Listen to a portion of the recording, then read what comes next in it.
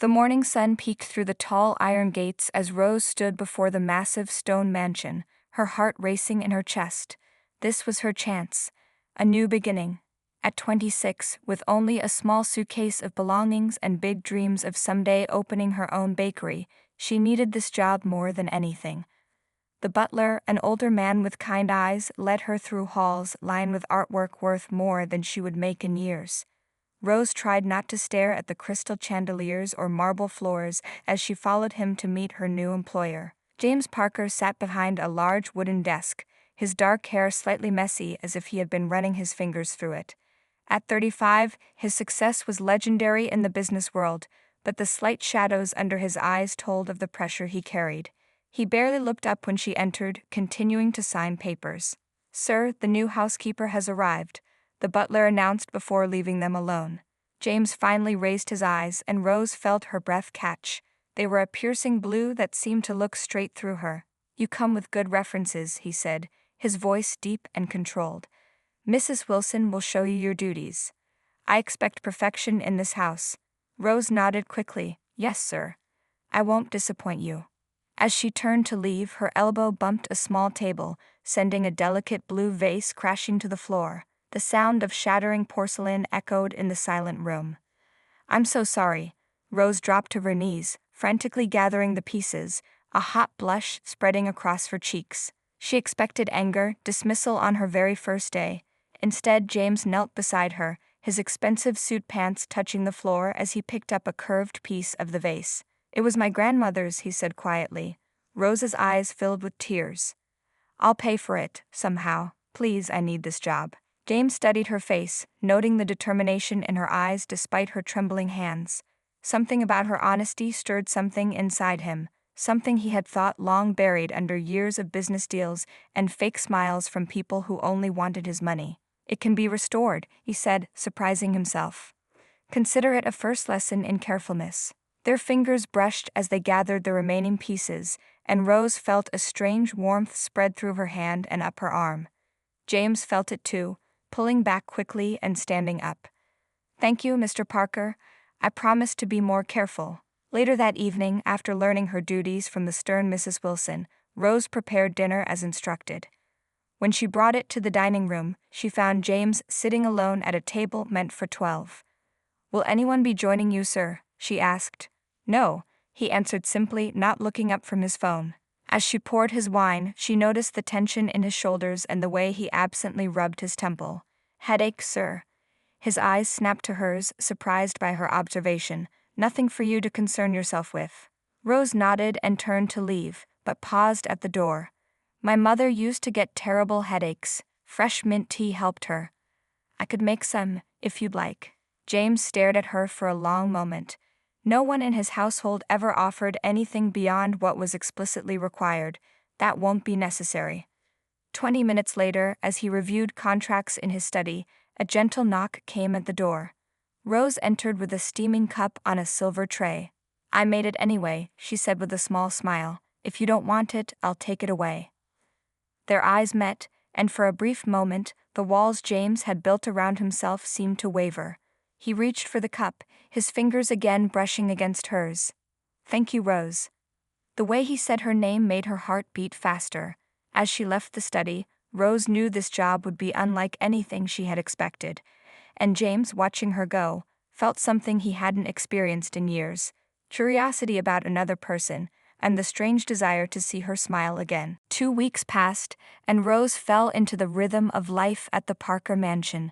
Each morning she rose before dawn to prepare James's breakfast: black coffee, 2 eggs, and toast with a small pot of strawberry jam. He rarely spoke during these meals, his attention divided between his phone and the business papers spread before him. But Rose noticed things: the way his shoulders relaxed slightly when he took the first sip of coffee she made, how he always ate the toast last, savoring it more than the eggs. Small details that made him human in her eyes, not just the cold businessman everyone talked about. One morning, as she placed his coffee beside him, his hand caught hers. "You've changed something," he said, looking at the dark liquid. Rose smiled. "A pinch of cinnamon, my little secret." His eyes held hers longer than necessary. "I like it." Those 3 simple words made her cheeks warm, and she hurried back to the kitchen to hide her reaction. This was dangerous, these small moments when her heart raced at his nearness. Mrs. Wilson had warned her on her second day, "Don't go falling for him, Burl. Many have tried to catch his eye. He sees us as furniture, useful but replaceable." But furniture didn't receive the small nods of approval James gave when he tasted her cooking. Furniture didn't notice the way he sometimes watched her move about the room when he thought she wasn't looking. One stormy night, Rose couldn't sleep. The kitchen was her refuge, so she went downstairs to bake bread, something that always calmed her mind. The thunder crashed outside, rain lashing against the windows as she kneaded dough with strong, sure hands. "You're up late," Rose gasped, turning to find James standing in the doorway. He wore only pajama bottoms, his chest bare and his hair tousled from sleep. She quickly looked away, her hands still deep in dough. "I'm sorry if I woke you," she said. "You didn't. The storm did." He moved closer, watching her work. "What are you making?" "Just bread. It helps me think." Lightning flashed, illuminating the kitchen in harsh white light before plunging them back into the soft glow of the single lamp she had turned on. The thunder followed quickly, making Rose jump slightly. "Afraid of storms?" he asked, his voice closer now. She shook her head. "Not afraid, just surprised sometimes." James reached around her to take a small piece of dough, his chest almost touching her back. Rose held her breath at his nearness, the warmth of his body radiating through her thin nightdress.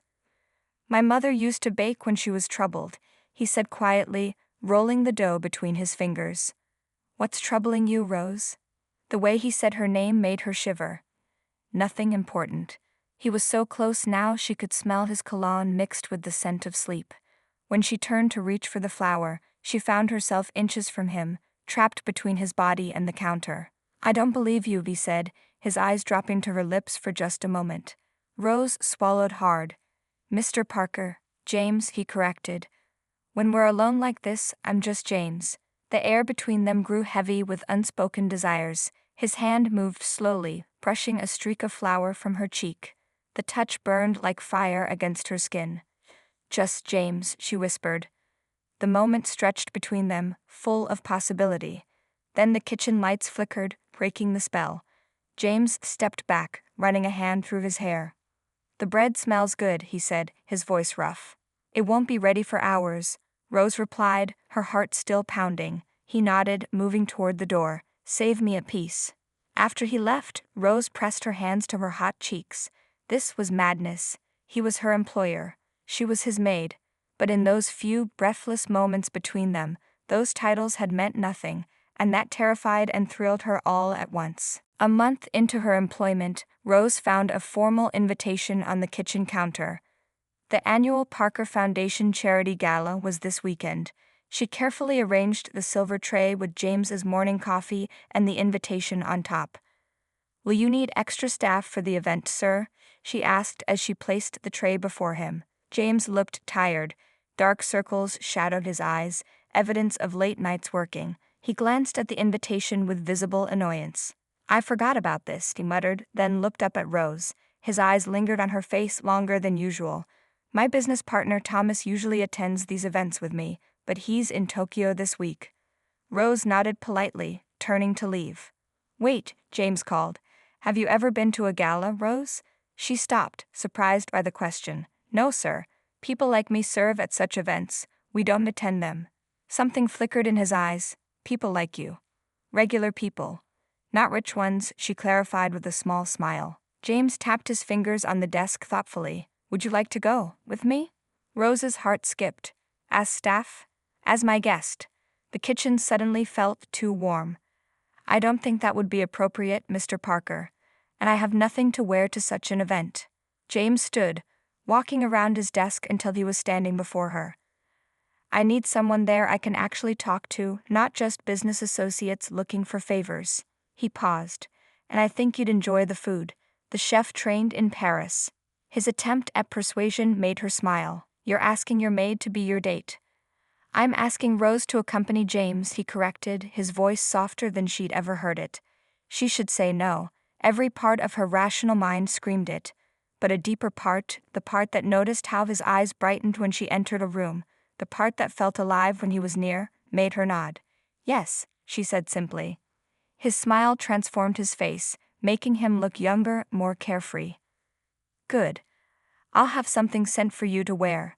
Saturday evening came too quickly. Rose stood in front of her small mirror, barely recognizing the woman staring back. The dress James had sent was midnight blue, fitted at the waist, then flowing to the floor. It was the most beautiful thing she had ever worn. A knock at her door made her jump.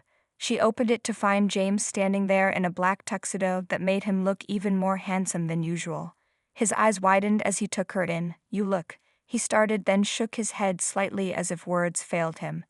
Is it too much? She asked nervously. It's perfect, he breathed, offering his arm. Ready? The ballroom of the Grand Hotel sparkled with crystal chandeliers and the jewelry of the wealthy guests. Rose felt out of place immediately, aware of curious glances and whispers as James guided her through the crowd, his hand warm on the small of her back. James Parker. Who is your lovely companion?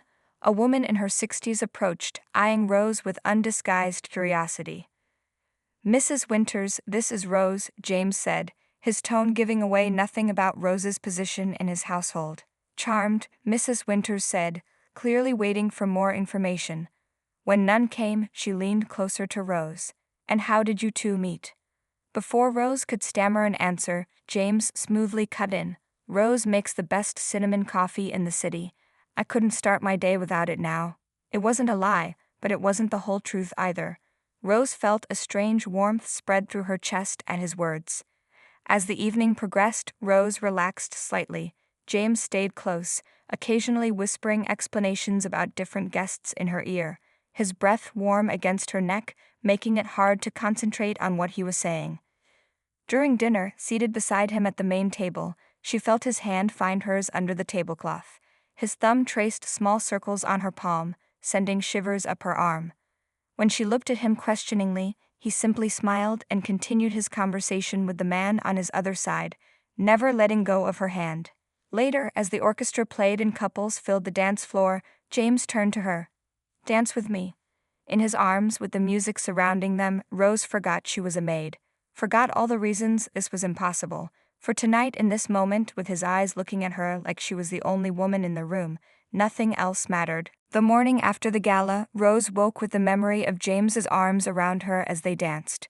Her fingertips touched her lips, remembering how close his had been when he leaned in to whisper goodnight outside her bedroom door. He hadn't kissed her, though his eyes had dropped to her mouth, lingering there long enough to make her breath catch. She tried to focus on her duties, but everything felt different now. When their hands brushed as she passed him his morning coffee, neither pulled away quickly. His eyes followed her around the room, no longer hiding his interest. The air between them crackled with unspoken tension. 3 days after the gala, Rose was polishing silver in the kitchen when Mrs. Wilson rushed in.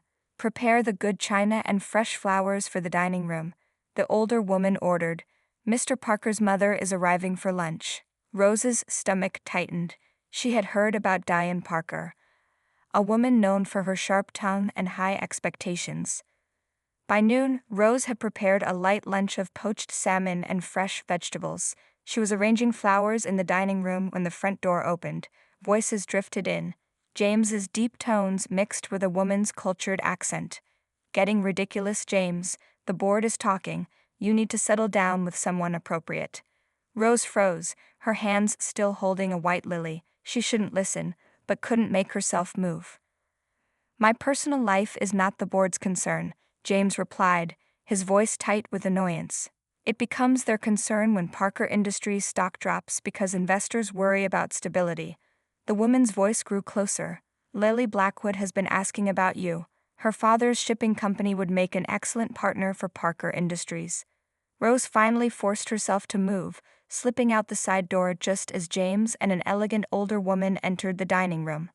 Through the rest of lunch, Rose stayed in the kitchen, her heart heavy. Of course there would be a Lily Blackwood in James's world. Beautiful, wealthy, appropriate. That afternoon, as Rose changed the sheets in James's bedroom, she heard voices from his office across the hall. The door was slightly ajar. You brought that serving girl to the Parker Foundation gala? Diane's voice rang with disbelief. What were you thinking? Her name is Rose, James said firmly. And she was my guest, not my server. James.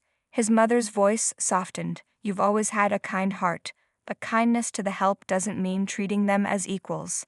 There are boundaries for a reason. Perhaps I'm tired of those boundaries. A heavy silence followed. Then Diane spoke again, her voice calculating. She's very pretty, I'll give you that. Is that what this is about? Because if you need that kind of distraction, there are more discreet ways. That's enough. James's voice turned to ice. Don't finish that thought. Rose's hands trembled as she smoothed the bedsheets. She shouldn't have gone to the gala, shouldn't have danced with him. Dreams were dangerous things, especially dreams about men who lived in different worlds. Later that evening, Rose was in the garden cutting fresh herbs when she heard footsteps behind her. She turned to find Diane Parker watching her. So you're Rose, the older woman said, studying her carefully. My son speaks highly of you. Rose nodded respectfully. Mr. Parker is a good employer. Is that all he is? Diane asked sharply. Rose's cheeks flushed. Yes, ma'am. Diane stepped closer. Let me be direct. You seem like a sensible girl. James has always had a soft heart. He sees someone in need and wants to help, but his kindness can be misinterpreted. Rose stood straighter. I understand my position in this house, Mrs. Parker. Do you? Diane raised an eyebrow. Because I saw how he looked at you at dinner, and I've seen that look before. It always ends badly for everyone involved. With those words hanging in the air, Diane turned and walked away, leaving Rose clutching herbs so tightly their scent filled the air. That night, Rose lay awake in her bed, torn between what her heart wanted and what her mind knew was right. Just as she was finally drifting to sleep, a soft knock came at her door. James stood there, still in his work clothes, his tie loosened. His eyes were troubled. May I come in? We need to talk. Rose hesitated before stepping aside to let James enter her small room. She was suddenly aware of her simple nitrous and loose hair. His presence filled the modest space, making it hard for her to breathe normally. I'm sorry about my mother, he said, running a hand through his dark hair. She can be difficult. Rose clasped her hands together to stop them from trembling. She cares about you. And she's not wrong. People are talking about us. Let them talk. His voice was firm, but his eyes searched her face. Unless, do you care what they say? Rose looked down. I care about my job, about my place here. James moved closer, close enough that she could smell his cologne mixed with the faint scent of whiskey on his breath. Is that all you care about? When she didn't answer, he gently lifted her chin with his finger, forcing her to meet his eyes. The intensity she found there made her heart race. Tell me to leave, Rose, he whispered. Tell me you feel nothing and I'll walk out that door. We'll go back to employer and employee. Nothing more. Rose knew she should say exactly that. It was the sensible thing, the safe thing. But with him standing so near, his blue eyes dark with desire, she couldn't form the words. Instead, she did something reckless. She rose on her tiptoes and pressed her lips to his. For one terrible moment he didn't move, and she thought she had made a horrible mistake. Then his arms wrapped around her waist, pulling her against him as he deepened the kiss. His mouth was hungry against hers, weeks of tension finally breaking. Rose's hands slid up his chest to his shoulders, feeling the strength of him as he backed her against the wall. When they finally broke apart, both breathing heavily, James rested his forehead against hers. I've wanted to do that since the first day you made me mint tea. Rose smiled, her fingers tracing the line of his jaw. I've wanted you to do that since the night in the kitchen with the bread dough. His hands slid down her sides, feeling the curves of her body through the thin fabric of her nitrous. We shouldn't be doing this, he murmured, even as he pressed soft kisses along her neck. No, we shouldn't, Rose agreed, her head falling back against the wall as his lips found a sensitive spot below her ear. I'm your boss, he reminded her, his hands tightening on her waist. Yes, you are, she sighed as his mouth returned to hers. This time the kiss was slower, deeper, his tongue exploring her mouth as his hands tangled in her hair. Rose felt herself melting into him, all the reasons they shouldn't be doing this fading away under his touch. When his hand moved to cup her breast through her nitrous, a small moan escaped her lips. The sound seemed to bring James back to reality. He pulled back slightly, his breathing ragged. "We need to stop," he said, though his eyes told a different story. "Not like this. Not with you thinking I expect this because you worked for me." Rose touched his face. "Is that what you think? That I'm kissing you because you're my employer? Aren't you?" She shook her head. "I'm kissing you because you're the man who kneels to pick up broken pieces instead of firing the person who broke them. The man who drinks cinnamon coffee even though I know you prefer it plain. The man who looks at me like I'm more than just a maid." Something shifted in his eyes, surprise, followed by a softening she hadn't seen before. He took her hand and pressed a kiss to her palm. "I should go," he said reluctantly. "If I stay any longer, I won't want to leave." Rose nodded, though everything in her wanted to ask him to stay. "What happens tomorrow?" "Tomorrow," James said, brushing a strand of hair from her face, "I have a proposition for you. One that has nothing to do with you being my maid, but tonight we both need to think clearly." With one last lingering kiss that promised more, James left, closing the door softly behind him. Rose sank onto her bed, her fingers touching her lips where she could still feel the pressure of his mouth. Everything had changed, and there was no going back. Outside in the hallway, James leaned against the wall, his heart pounding. For the first time in years, he knew exactly what he wanted, and it had nothing to do with Parker Industries or his mother's plans. Rose woke early the next morning, her body tingling with the memory of James's touch. She dressed carefully, wondering what proposition he had mentioned. Her heart raced at the possibilities. But when she went downstairs to prepare breakfast, Mrs. Wilson greeted her with a stern look. "Mr. Parker left for Boston an hour ago. Emergency business meeting. He asked me to give you this." The older woman handed Rose an envelope, her expression making it clear she disapproved of private notes between employers and maids. Rose waited until she was alone to open it. Inside was a short note in James's strong handwriting. "Rose, I'm sorry for the sudden departure. My mother's interference has caused problems at the company that need my immediate attention. We'll talk when I return in 3 days. Please trust me, J." 3 days. It felt like forever. Rose tucked the note into her pocket and tried to focus on her duties, but everything in the house reminded her of James, his study with the half-empty coffee cup, his bedroom with sheets still carrying his scent. On the second day of James's absence, Rose was cleaning the library when she found a photograph album hidden behind books on a bottom shelf. Curiosity got the better of her, and she opened it. The first photos showed a much younger Diane Parker, standing in front of the very mansion Rose now worked in, but wearing a maid's uniform.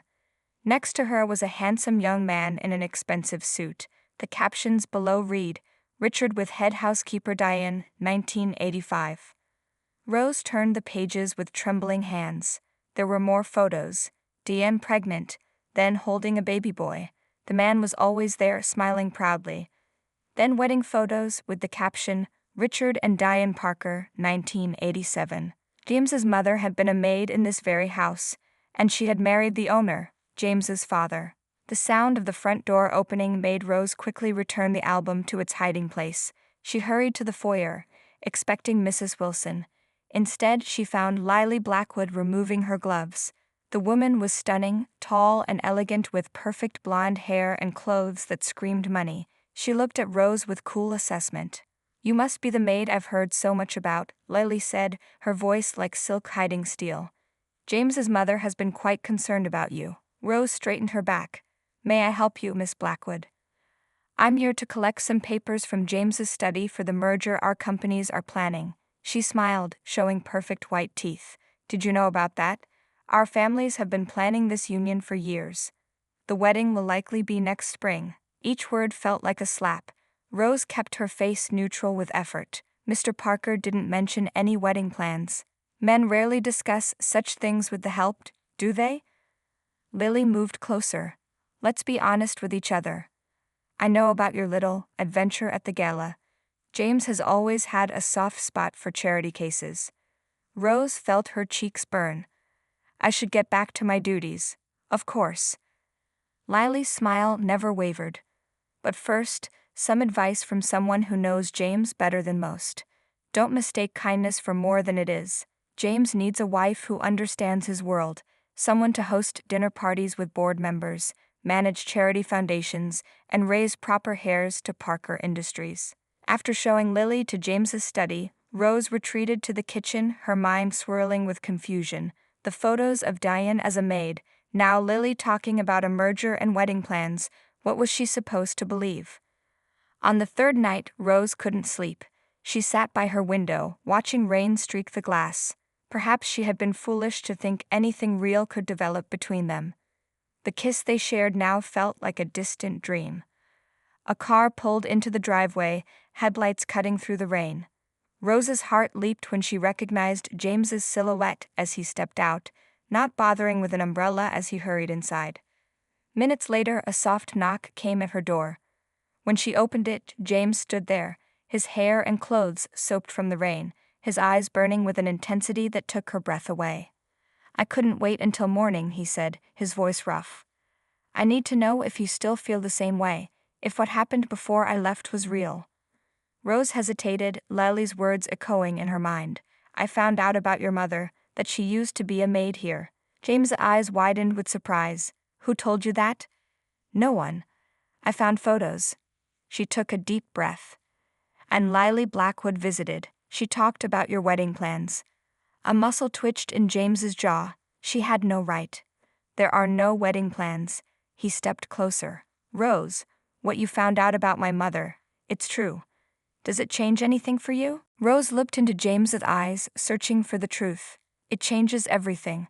Not how I feel about you, but how I understand your mother. Why would she be so against us when she lived the same story?" James ran a hand through his wet hair. "Because it ended badly for her. My father's family never fully accepted her. They made her life difficult until the day he died." He moved closer, taking Rose's hands in his. "But I'm not my father, and you're not my mother." The warmth of his touch sent shivers through her body. Rain dripped from his hair onto their joined hands. "What about Lily and the merger?" Rose asked, needing to know everything before her heart took the final leap. "There is a potential business deal with her father's company, nothing more." His thumbs traced circles on her palms. "Lily and my mother have their own plans, but they're not my plans." Hope bloomed in Rose's chest. "And what are your plans, James?" Instead of answering, he released her hands and reached into his pocket, pulling out a small velvet box. Rose's breath caught in her throat as he opened it, revealing a delicate ring with a single diamond surrounded by smaller sapphires. "This was my grandmother's ring, the only piece of jewelry my father's mother gave to my mother willingly." James's voice was quiet but certain. "I want you to have it, not as my maid, but as the woman I love." Tears filled Rose's eyes. "James, we've only known each other a few months. And in those months you've seen me more clearly than anyone ever has." His blue eyes held hers, vulnerable and honest.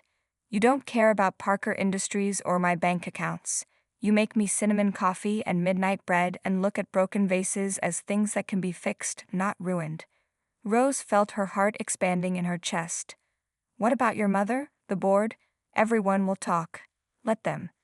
James stepped even closer, one hand cupping her cheek. "My father never stood up for my mother the way he should have. He let his family and the board dictate their life together. I won't make that mistake."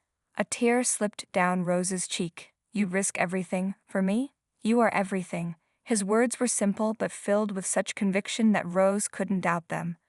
"I love you, Rose, not the maid who works in my house, but the woman who brought warmth back into my life." Rose looked down at the ring, still nestled in its box. "And what happens to my job? My dreams of opening a bakery someday?" James smiled. "That's part of the proposition I wanted to discuss before I had to leave. The building next to Parker Industries headquarters has a vacant storefront. It's yours if you want it. Your bakery, your rules, your dream. Not because we're together, but because you deserve the chance to build something that's completely yours." Rose felt dizzy with happiness. This man understood her in ways she never expected anyone would. He wasn't asking her to give up her dreams for his world. He wanted to help her dreams grow alongside his. "Yes," she whispered, finally letting the full force of her feelings show on her face. "Yes to all of it."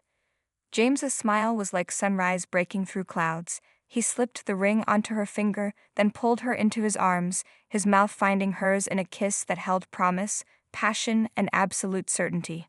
Later, as they lay tangled together in her small bed, James's arms wrapped protectively around her, Rose rested her head on his chest, listening to the steady beating of his heart. "What will we tell your mother?" she asked, tracing patterns on his skin. "The truth," James said simply, "that I found what she once had with my father, real love that crosses all boundaries. And this time, no one will stand in our way." Outside, the rain had stopped.